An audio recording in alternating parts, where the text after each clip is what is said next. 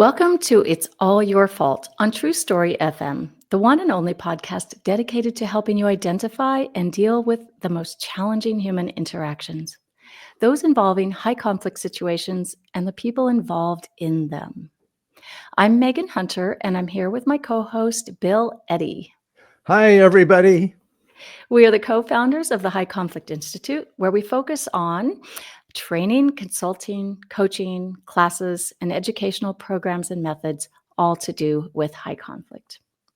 In today's episode, we're going to talk about the impact inside the workplace when high conflict is happening outside the workplace. But before we start, please send your questions to podcast@highconflictinstitute.com or on our website at highconflictinstitute.com/podcast, where you'll also find all the show notes and links for today's episode. So, Bill, how's it going? What have you been up to this week? Well, this week, getting ready to take a vacation for 3 weeks in New Zealand. But I want to mention that a week ago, I was in Hawaii for work. So I want you to empathize with me. Oh, sorry. So sad. No, I it was hear you. beautiful. It was beautiful. It was wonderful. And the people are great. And as I told them there, the temperature in Hawaii is just like room temperature all day and all night. And I said, how can I get any work done here? But we Right. did. We got work done. Good group of therapists, and it was fun speaking to them in that great environment. So Yeah. Look, a great environment just helps. I was talking to someone in New South Wales in Australia a couple days ago, and I said, "Oh, it was she lives fairly close to Newcastle, where both of us have been a few times." And I said, Newcastle is probably my favorite training location.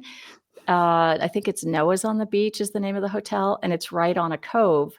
And there's windows in the training room, and you're right at ground level, kind of overlooking the bay.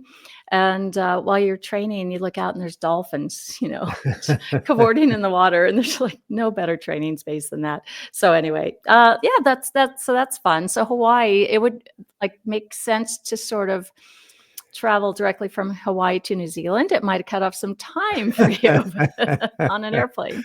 Yeah, but there was work back here, so we're getting it done. Yeah, exactly. I was in your neck of the woods in San Diego last week, and it was kind of an inspiration for the topic we're going to have today. And then I did another training along with one of our speakers, Sandra Just from Colorado. We trained in a school district in California for school psychologists and other mental health professionals and educational professionals who are, really struggling with some difficult things, high levels of case, I think their school district has the most children in care. Their district has the most children who are in juvenile probation, and the most who with English as a second language. So I think a lot of opportunities for conflict, and they're just a really wonderful group. So it was a lot of fun. It's just amazing how every setting, every profession, occupation, every culture, every geographical area has high conflict people, high conflict behavior. But what's great is the patterns of behavior are predictable and the ways to manage them are predictable. So I'm so glad you got to be there and give them a hand. Yeah, it's great group of people. I was also thinking about Hawaii and you training therapists. I was flying to Australia once, I don't know, 12 years ago or more, and flew through Honolulu instead of straight to Hawaii. And going from the plane to baggage claim, because I had to recheck my bags, or I think I was staying overnight actually, and flying out the next morning. And just walking to baggage claim, the woman next to me, we just walking together, we started talking, and turns out she was a therapist there in Hawaii. And she's been trying to get us to come to Hawaii since that meeting. I told her a little bit about what we do, and she loved it. So I'm hoping maybe she was in your training, but who knows? Okay, so let's get to the topic at hand today, and that is the impact of in the workplace when high conflict is happening at home. What this looks like, what to do about it, whether you're the person involved in this, you're the employee or you're the employer.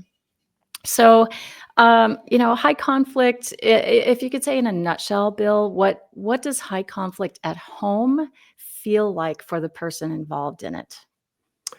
Well, basically, from consulting and counseling, is people absorb a lot of stress. If the home environment where you expect to be stress relieving, supportive, empathetic, relaxing is the opposite, it's really super stressful because then you're going out into the world having to be on, ready to deal with things at a high level without that kind of foundation of daily support or battery recharge. I really think Mm. that's what you think of as your home, your family life, your outside of work life is a battery recharge. And if your batteries run down and now you're back at work and you have to perform, it's nearly impossible at times. But I think one of the biggest things that I hear about and see is the loss of self-esteem, that people really doubt themselves if they're getting drained at home, and that may mean being criticized, could be criticized by an abusive partner, could be criticized by teenagers who are going through their own stuff, be criticized by an ex, a co-parent that calls you in the evening when you're at home or texts you, emails you, and really escalates your frustration level.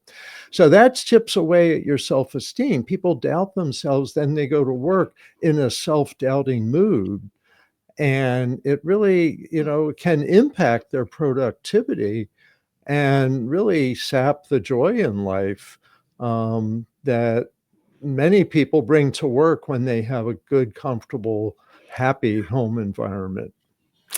So let's go one step further, Bill. Criticism is one thing, and it is challenging to put up with. And criticism may come, particularly in high conflict, is a lot of times put downs, right? Yeah. Dissing you, just being defensive, challenging, trying to kind of get under your skin, and yeah, that causes a lot of stress. But when it goes to the next level, I guess, would you call criticism verbal abuse, or would that verbal abuse be the next level, followed by then, I guess, emotional abuse and or physical abuse? Or are they kind of, I wonder sometimes if verbal and emotional abuse, I mean, they're the same thing, aren't they? Yeah, I think there's like different levels, but what's most important is what's the pattern of behavior that's coming at you.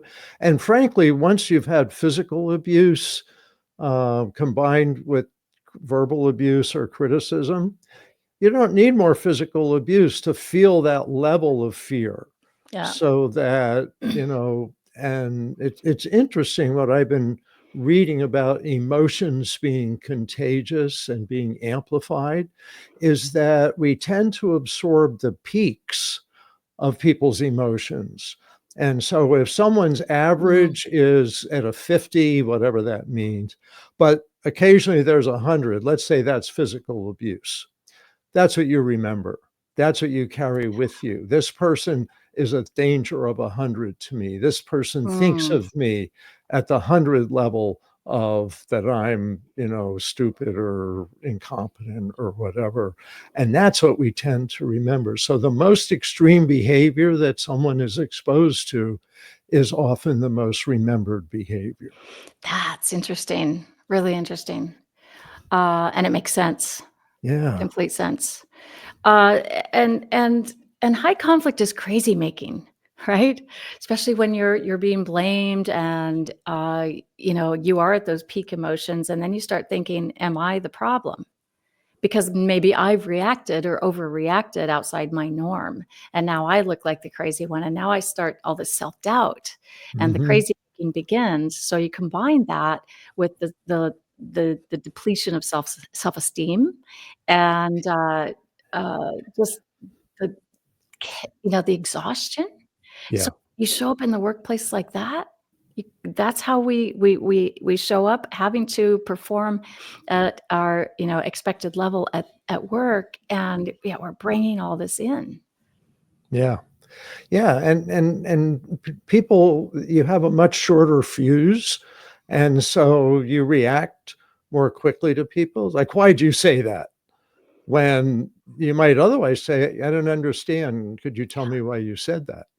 And people go, "Ooh, wow, steer clear of him today." So Yeah, yeah, so it's a shorter fuse, lower self-esteem, impacts everybody around you as yeah. well. So let's talk and dig in a bit about stress and what it does to your brain. Those cortisol shots, I guess. It's hard on the body. It's hard on the brain.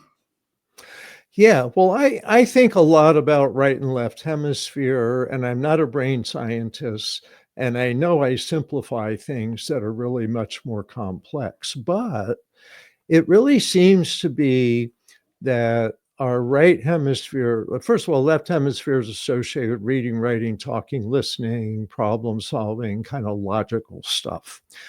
The right hemisphere has an incredible ability to protect us, to tell us we need protection, tell us there's a danger in our environment. But what seems to happen is when we get triggered, our amygdala gets triggered that we're in danger, several things happen. One is you might really shift to uh, global thinking, all or nothing thinking, jumping to conclusions. Um, of course, fight, flight, and freeze. Mm. And the people into polyvagal theory, the polyvagal nerve, which is connected a lot to your face and to parts of your body, lungs, stomach, etc., really shifts your whole body into either shutting down or fighting or fleeing. And the shift is in a split second, Yeah, oh right? yeah, instantly, Yeah. instantly. And the thing with the amygdala is, when I was studying this years ago, it says within 6/1000ths of a second, your amygdala can tell you to react. Wow. And you might be running before you consciously realize that there's a danger and that you're running.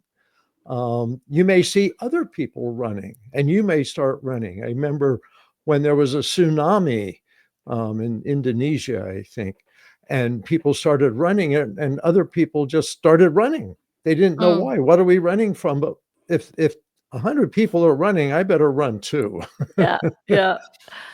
So it's a survival mechanism, but it shuts down your analytical thinking. And that's what you need in the office. But if you're in fight, flight, or freeze mode coming into the office, you're not going to be able to do much problem solving of the nuanced type that most jobs require today. Mm, mm. Yeah. And a little bit more on that amygdala response. We've talked a lot about I like to talk about conflict tolerance and kind of which way Hmm. we lean in Yeah. ordinary everyday life, right? And so is it are you a conflict avoider? Or are you more conflict comfortable, right? So I think about my husband and myself, and he's a conflict avoider through and through, right? And I'm more conflict comfortable. However, when I am in fight or flight, right? And I've been in a couple situations where I've observed when I've kind of been under verbal attack, actually in a work, not in a training situation. Mhm. And someone really got in my face, and my amygdala did its job and said, "Hey, whoa, there's going to be a problem here." I didn't lean naturally into fighting and being conflict comfortable, which is my normal state. It's I wanted to flee. Yeah. That was the Yeah. feeling I had. So, that's kind of been an addition in my training lately is even if you think you're conflict comfortable, you might not be in that high conflict situation. So, Yeah. No anyway, all one right. No one's immune from all of these. We all have the whole range of responses. Some people have more pattern of this, some more pattern, some, like you said, some people more conflict comfortable, other people not. So these are normal human things. Yeah. It's a question of whether we're stuck and whether it's really a self-defeating pattern. Right. That's where it gets important, because I think you talk about training. I remember several years ago in a training where I'm explaining this and that, and someone says, "Bill, this will never work in my situation. This will never work. And your methods, just aren't that good." And I remember going, well, wait a minute, you've got to realize it. And then I realized, wait a minute, I'm defensive. Yep. And so Instantly. I need to give them an ear statement. And so I said, wow, that must be a frustrating situation you're in. I thought this stuff wouldn't work too, but it keeps working. So, it's worth a try, but It's up it's to up to you. you. Yeah. It's And up to you. just shifting myself, and that shifted for her is that she didn't have to be defensive that her situation was hard. Instead, it was like, I wonder if I can apply some of this, maybe some of this might work. And Yeah. and Whereas if that's you'd have often where people start. Yeah. yeah, yeah, and if you'd been defensive in those moments, it would have just shut the door for her to even experience it, right? Because 'Cause I've And had that shut the happen. door for the whole rest of the group going, "Boy, this guy's pretty defensive." Right, and he doesn't know how to handle conflict. Right, Right? right. Yeah, yeah, it is kind of fun to have those experiences in a live group training, because I've had that happen too, and it's, not very often, and it's more maybe in my conflict influencer classes where I'll get someone that says, "I've tried all this and it doesn't work." Yeah, So then, I say the same thing. It's like, "Oh, that's well, let's try to different let's explore that a little bit, let's see mhm, if we can tweak something to see if we can make something work, right?" yeah. And, instead of saying, "Well, of course, if you were doing it the right way, maybe it would work." So, yeah, we never do that. All right, so circling back to, the workplace. So if you are the person who is in this situation at home, and we know this happens a lot, and you have to go to work, right?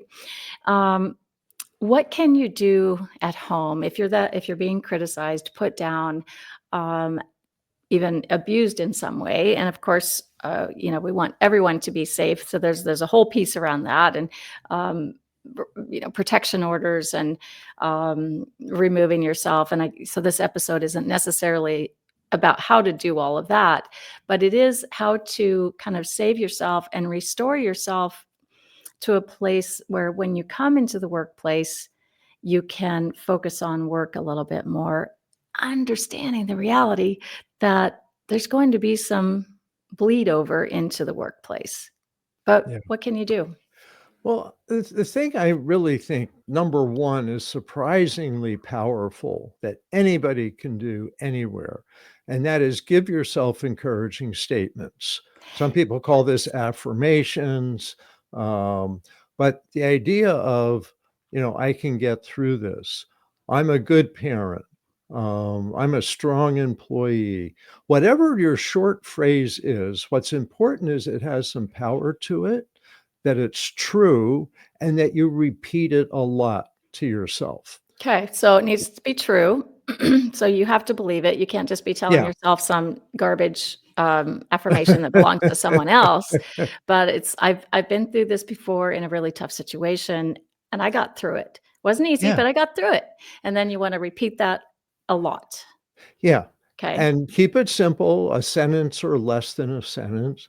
And Some what's it do? people some people put this on their, bathroom mirror like a yellow Post-it sticky.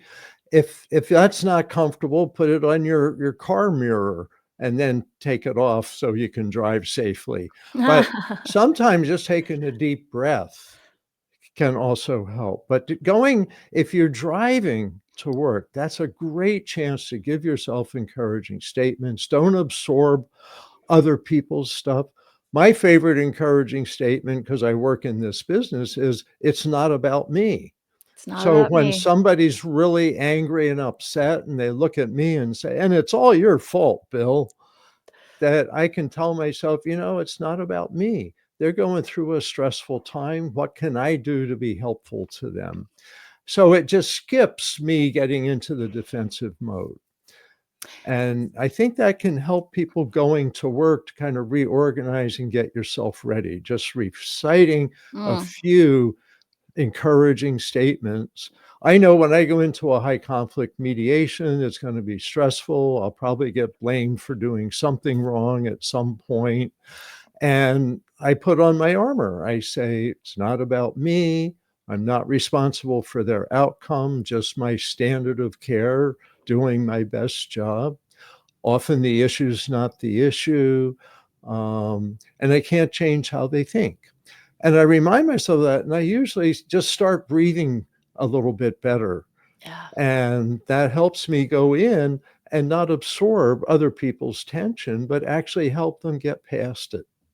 So let's talk about the brain research around that. Is there some science? Because I know you and I were talking just a couple of months ago about the encouraging statement serving as almost a block, like a football block or a shield from absorbing the negative emotions. Am I getting that right? Because I've been talking about it a lot lately, and it makes sense to me that even if someone is berating you, or criticizing, or you're in that maybe a little bit of heightened state because of a negative interaction, in those moments, if you're telling yourself encouraging statements, can it block those negative emotions absorbing into you in that moment? I believe it can. I can't tell you exactly the brain science, but I'll tell you what we learn from our trainings with our New Ways for Families coaching method. And we role play practice parents giving themselves encouraging statements in difficult situations. And we role play so that the coach pretends they're the difficult person criticizing the parent, and the parent just silently listens while telling themselves their encouraging statement. And what we've learned from this, and it's been repeated over and over again, they said the criticism wasn't as loud.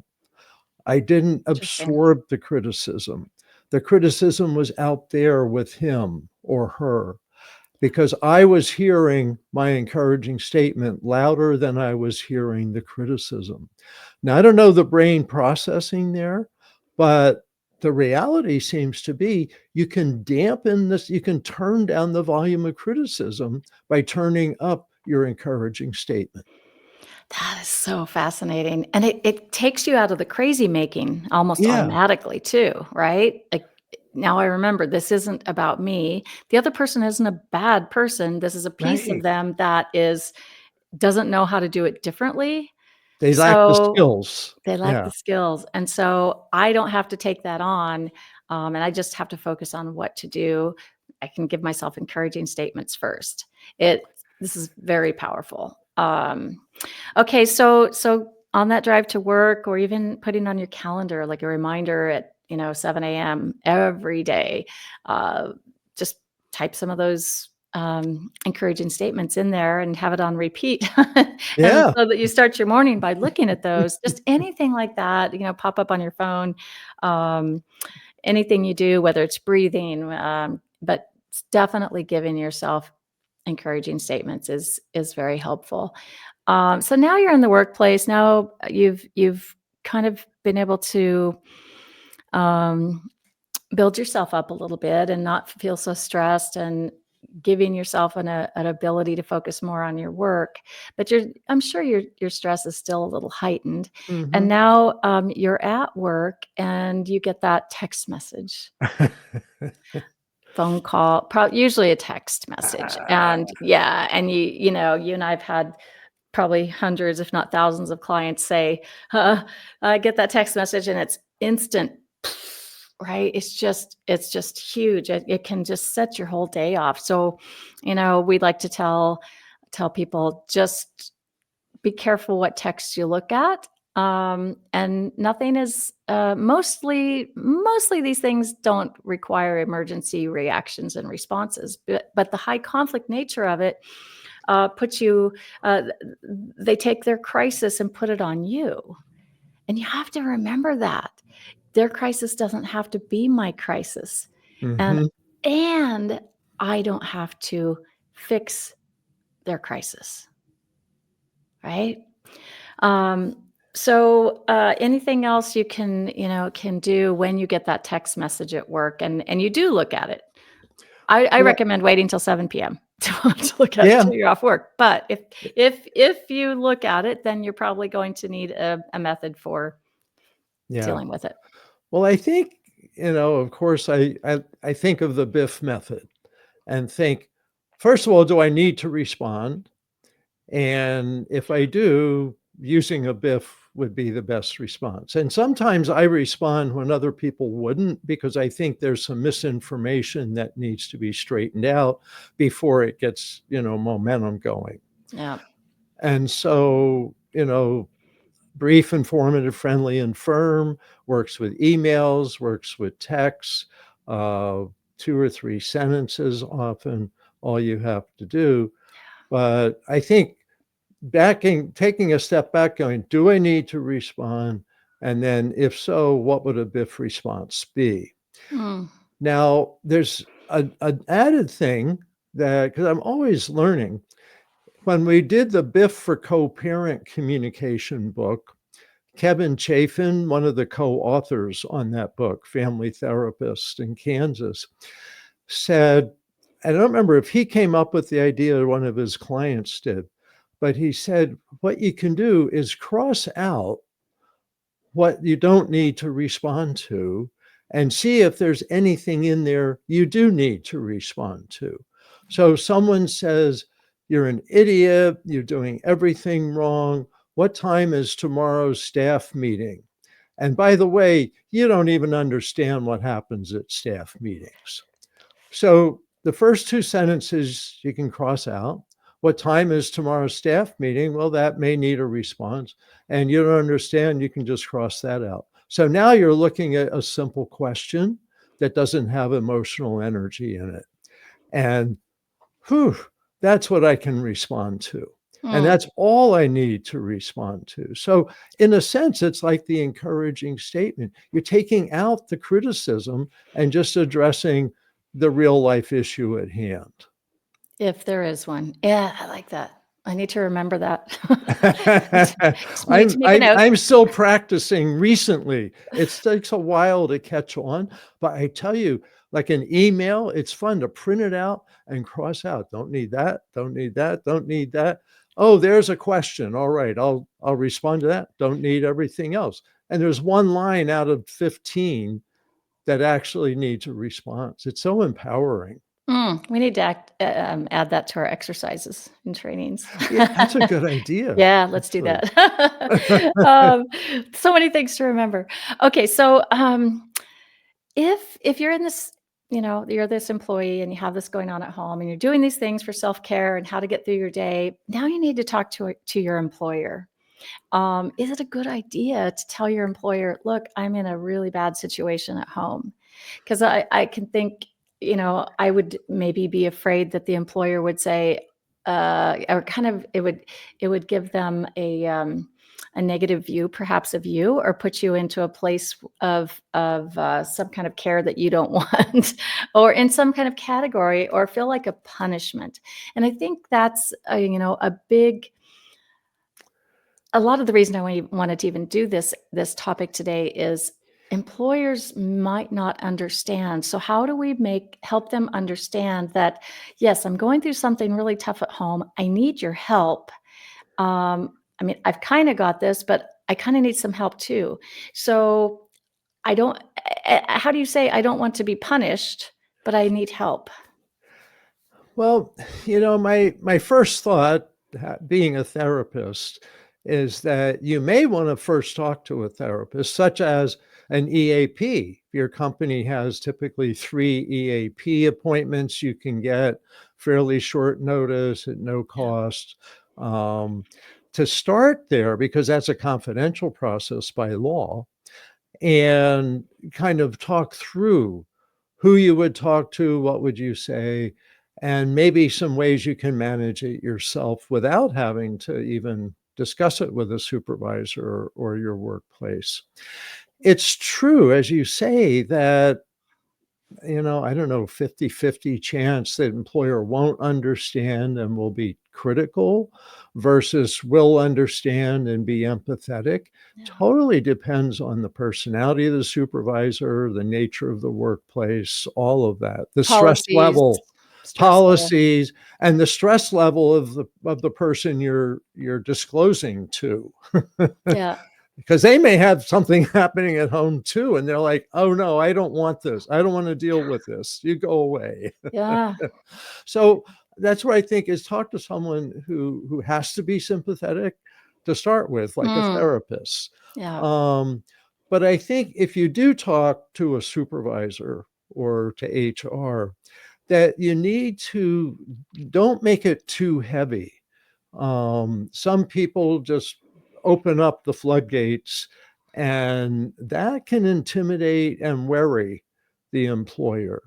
So instead, you want to say, you want to be matter of fact. There's a problem I'm dealing with, and here's how you can help me, or Mm. here's something I'd like some help with, so that it's a small. We have the saying, keep the conflict small. Right.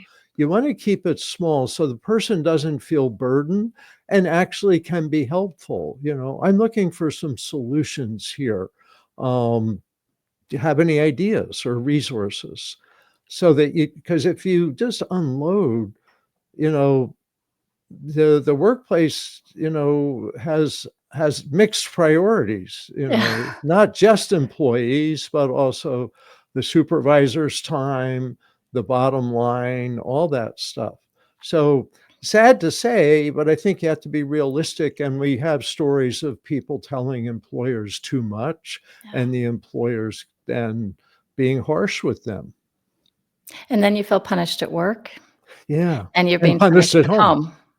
So there's not a really good place for me to be, except maybe on a jog by myself or reading a book or something. But yeah, we want to be able to get some support at work. So I Let like me that. Keep it simple. Let me add one more thing, is along the lines of talking to a sympathetic person, therapist, et cetera, talk to a friend.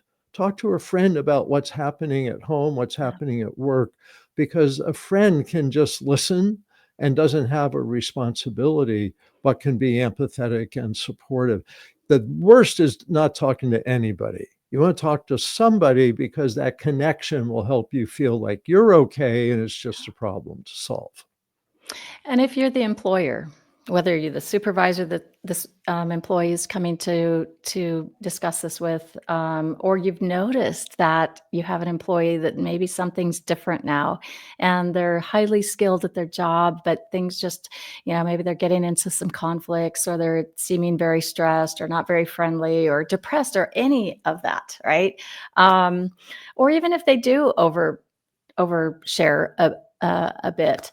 Um, what can you do as an employer?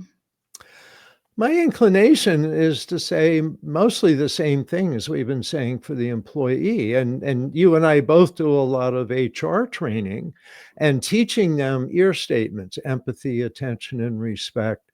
Say, yeah, have a seat. Let's talk. Tell me what's going on. And to have empathy for the person, Yeah, and to start there, start with an ear statement. Don't start with policies and rules and solutions. It's just like, men get criticized by women for trying to solve problems right. before just giving some empathy. And it's the same thing in the workplace. It's so tempting, and women do it too. They go, here's the problem to solve.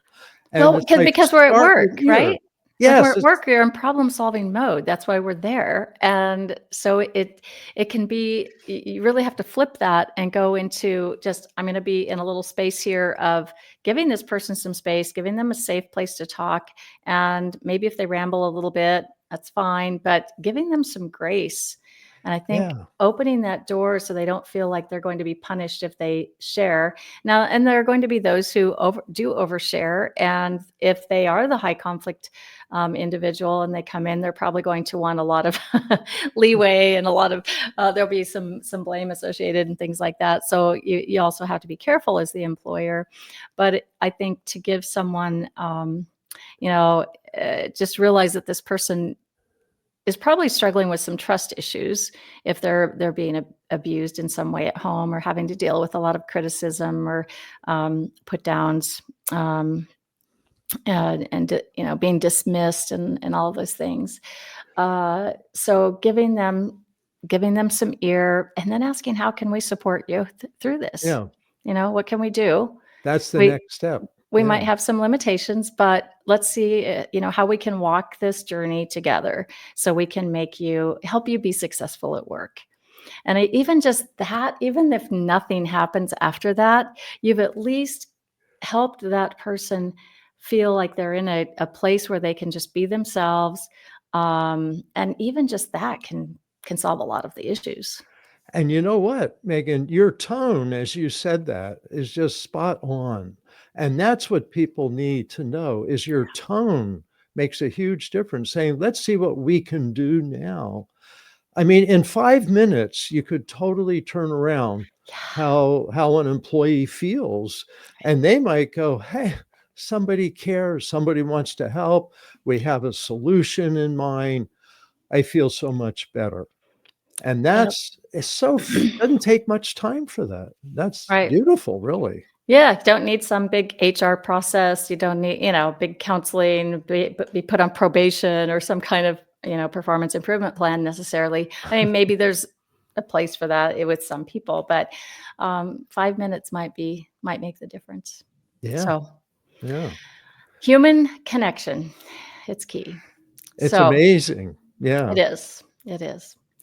Well, great conversation, Bill. Thank you. And I hope this has been helpful.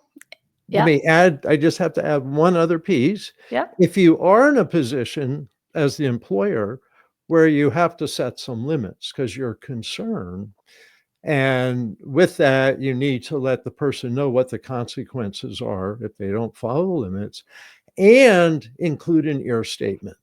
Mm, Include because how you talk to somebody when you set limits even makes a difference. We wanna help you here, and by having this limit, we think it's gonna help you be an even stronger employee. That nice. that context is motivating rather than just going, "You can't do that anymore." Right, right. And my door's open if you need to talk again, Yes. right? 5 minutes can make a difference, huge difference. So thank you for listening today. Next week, I don't know what we'll focus on yet. We'll find out. In the meantime, send your questions to podcast@highconflictinstitute.com or submit them to highconflictinstitute.com/podcast. And until next time, keep learning, keep practicing, keep taking care of yourself, keep giving yourself encouraging statements, and we'll all try to keep the conflict small and find the missing piece.